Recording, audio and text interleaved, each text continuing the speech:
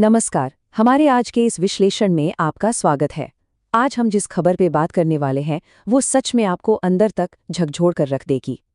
हम उत्तर प्रदेश से सामने आई एक बेहद ही चौंकाने वाली और दुखद घटना की चर्चा कर रहे हैं। एनडीटीवी की एक हालिया रिपोर्ट के आधार पर आइए समझते हैं कि आखिर उस शाम क्या हुआ था और पुलिस की जांच अब तक कहाँ पहुंची है।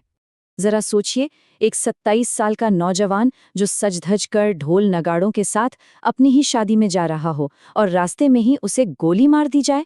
शुक्रवार की शाम को बिल्कुल ऐसा ही हुआ। इस घटना ने न केवल एक परिवार को पूरी तरह तबाह कर दिया है, बल्कि पूरे इलाके में दहशत का माहौल बना दिया है। देखिए, इस पूरी घटना का सबसे दर्दनाक हिस्सा इसका कंट्रास्ट है। एक तरफ तो बारात का उल्लास था, शादी की तैयारियां थीं और उम्मीदों से भरी एक नई शुरुआत थी, और फिर पलक झपकते ही वो सारा जश्न एक भयानक चीख पुकार और दहशत में बदल गया। आप अंदाजा लगा सकते हैं कि वो मंजर कितना भयावह रहा होगा। तो चलिए सेक्शन 1 से शुरू करते हैं, एक दुखद शादी की यात्रा। आइए जानते हैं कि असल में ये पीड़ित कौन थे। इस दुखद घटना के पीड़ित थे आजाद बिंद। उनकी उम्र सिर्फ 27 साल थी। आजाद सराय ख्वाजा पुलिस स्टेशन के दायरे में आने वाले बदौर गांव के रहने वाले थे। अब इस तरह के मामलों में ये समझना बहुत ज़रूरी होता है कि पीड़ित कहाँ का रहने वाला था, क्योंकि कई बार यही छोटी छोटी जानकारियां जांच की दिशा तय करती हैं। अब जरा इस पूरी घटना की टाइमलाइन को समझते हैं। शुक्रवार शाम की बात है। ये बारात बदौर गांव से निकली थी। सब कुछ सामान्य चल रहा था, लेकिन फिर शाम करीब 7 बजे खेतासराय पुलिस स्टेशन के पास बीबीपुर गांव के नज़दीक इस बारात को अचानक रोक लिया गया, और अंततः जो सफ़र विवाह स्थल पर ख़त्म होना चाहिए था वो सीधे जिला अस्पताल जाकर एक बेहद दुखद मोड़ पर ख़त्म हुआ। आगे बढ़ते हैं सेक्शन 2 की तरफ। बीच रास्ते में हुआ ये खौफनाक हमला। तो जैसा कि हमने बताया, ये हमला खेतासराय इलाके के बीबीपुर गांव के पास हुआ।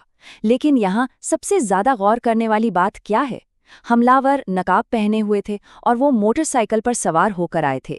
इसका सीधा सा मतलब है कि ये कोई अचानक हुआ विवाद या रोड रेज नहीं था। अपराधियों ने अपनी पहचान छिपाने और वारदात के तुरंत बाद वहां से भाग निकलने की पूरी प्लानिंग पहले ही कर रखी थी। इस पूरे मामले में superintendent of police city Ayush Shrivastava का बयान सामने आया है। उन्होंने साफ तौर पर कहा कि हमलावरों ने दूल्हे की गाड़ी को ओवरटेक किया और सीधे दूल्हे को ही टारगेट करते हुए कई राउंड फायरिंग की। मतलब हमलावरों का इरादा सिर्फ डराना या कोई लूटपाट करना नहीं था, उनका इकलौता और स्पष्ट लक्ष्य दूल्हे की जान लेना था। उसी आधिकारिक बयान में आगे बताया गया कि इस अंधाधुंध फायरिंग के कारण आजाद बिंद को बहुत गंभीर चोटें आईं। गोलियां इतनी सटीक और घातक तरीके से चलाई गई थीं कि पीड़ित को संभलने या अपना बचाव करने का एक मौका तक नहीं मिल पाया। चलिए आते हैं सेक्शन 3 पर, घटना के तुरंत बाद का अफरा तफरी का माहौल। जाहिर सी बात है, इस खौफनाक वारदात को अंजाम देने के तुरंत बाद हमलावर वहां रुके नहीं, वो फौरन फरार हो गए। तेज रफ्तार मोटरसाइकिल और ढके हुए चेहरों की वजह से उन्हें वहां से भागने में कोई खास परेशानी नहीं हुई। पीछे छूट गया तो सिर्फ एक लहूलुहान दूल्हा और दहशत से भरा उसका परिवार, जिन्हें उस पल कुछ समझ ही नहीं आ रहा था कि आखिर ये हो क्या गया। हमले के फौरन बाद परिवार वालों और रिश्तेदारों ने बिना एक भी सेकंड गवाए घायल आजाद को वहां से निकाला और पूरी रफ्तार से जिला अस्पताल की तरफ भागे। लेकिन अस्पताल पहुंचना ही इस जद्दोजहद का अंत नहीं था। वहां जांच करने के बाद डॉक्टरों ने उन्हें मृत घोषित कर दिया। महज कुछ ही मिनटों के अंदर एक परिवार का सबसे बड़ा जश्न उनके सबसे बड़े और भयानक सपने में बदल चुका था। अब आते हैं आखिरी हिस्से यानी सेक्शन 4 पर, पुलिस की जांच और न्याय की तलाश। प्रशासन के एक्शन की बात करें तो सूचना मिलते ही पुलिस तुरंत घटनास्थल पर पहुंच गई थी। फिलहाल पुलिस ने जांच शुरू कर दी है।